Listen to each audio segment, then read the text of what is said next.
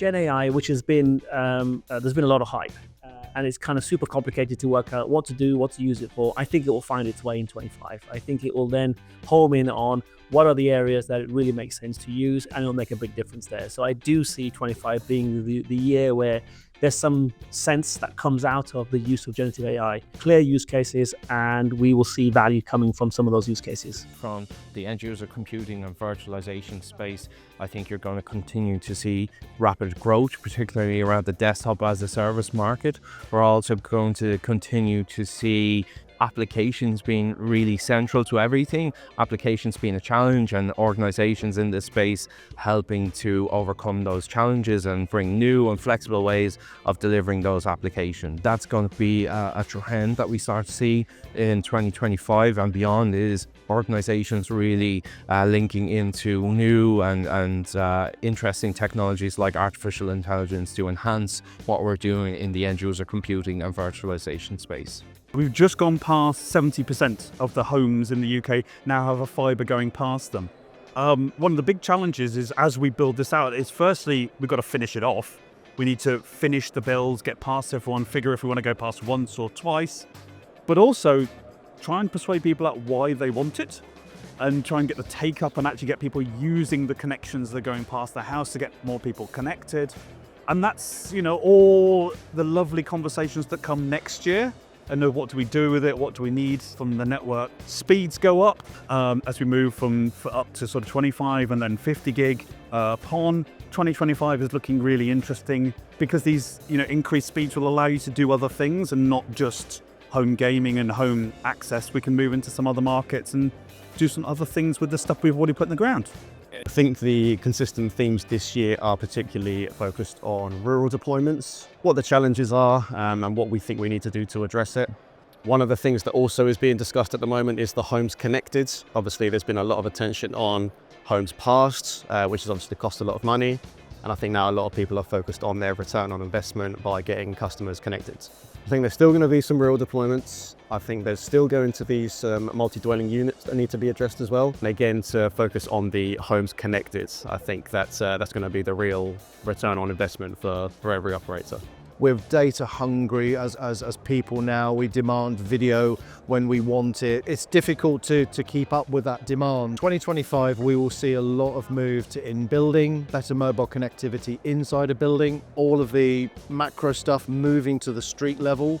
So things like small cells on street poles, you will see stuff like this, macro layer infill. 5G has to move closer to the people because of the higher frequencies and the benefits that come with higher frequencies.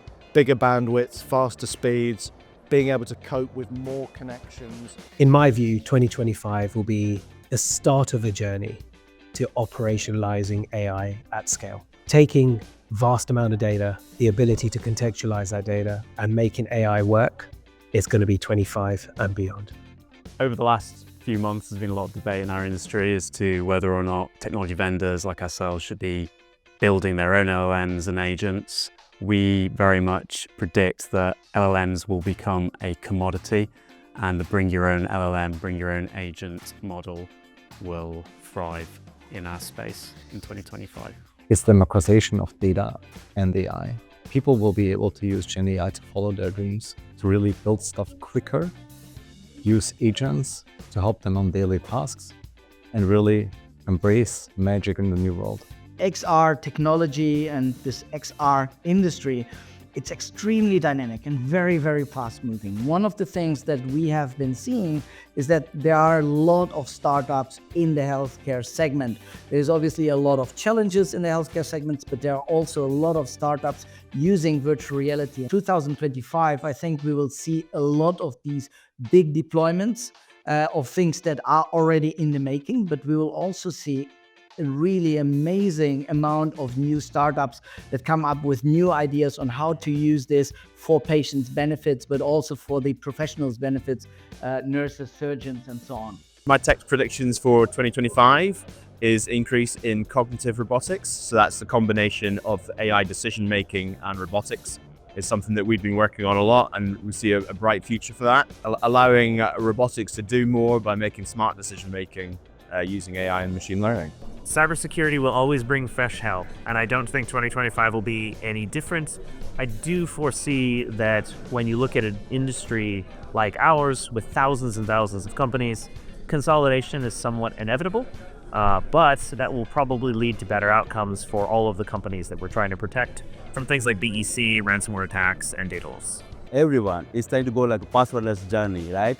Multi-factor, passwordless, and while we bring the security, also keeping the user experience seamless. So I think that's going to be a game changer, and especially like when a lot of systems are coming together, I think people want that seamless access into any system, being able to single sign-on, multi-factor, and being passwordless across the board.